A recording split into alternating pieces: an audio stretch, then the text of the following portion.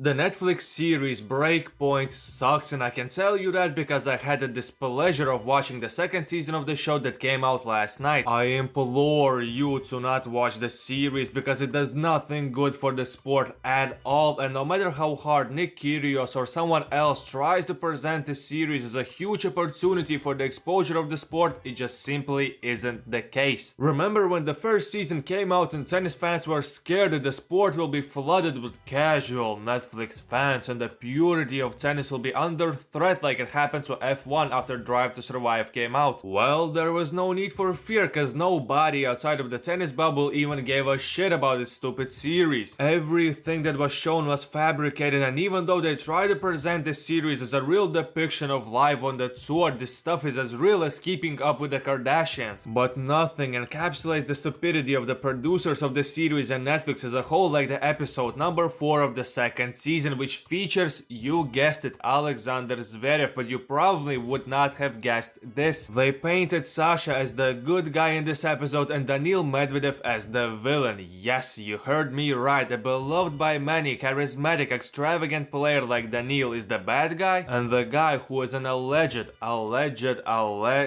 woman beater is the hero of this episode. Like, what are we even doing here? What is the end goal of all this? Because even if you manage to fool some new viewers by making them think that Zverev is someone who they should follow in tennis, everything will come crashing down after a simple Google search. So the whole PR work will be made meaningless and the whole narrative of the episode is just absurd. Even if we ignore the allegations the same way Netflix did, then either way almost everything they say in this episode is faulty or spun in a way which is not genuine to what really happened in tennis at the time. Cause nobody sane treated Zverev as a returning hero, nobody was excited about the idea of him possibly having a good run at the French Open, and most importantly, Daniil Medvedev and Sasha Zverev do not have a rivalry because since 2020 Zverev has won 2 matches out of 11 against Daniil. So in this case, this is not a rivalry, this is just an ass beating that you come to thinking that something might change, but it doesn't cause you are still Medvedev's bitch and nothing will change that. And during the episode after Daniil lost to Thiago Seyboth-Wild, who is also facing accusations of abuse from his ex just like Zverev does, Sasha shows his absolute, unbelievable, baffling absence of self-awareness by talking about the power of karma. His team also gets involved in the fun by calling Medvedev and Tiafoe cheaters. They also try to show how good of a boyfriend this guy is, which genuinely makes me cringe. And after hearing and watching that, you can't think anything apart from what the fuck am I even watching here? What is this Zverev's PR team's created garbage, and you don't even want to watch the episode until the end or give other episodes a chance where cool players like Frances Tiafoe, Maria Sakkari or Jessica Pegula are the main characters. And if there are people who want to defend Zverev in the comments or tell me that I still paid for Netflix to watch the series so they are still the winners in this situation, I want to tell you, first of all, shut the fuck up, and secondly, I didn't pay for this so y'all can suck it! I don't see how Breakpoint survives any longer after this season, so I guess until then I should take my own advice and take it easy, my friend.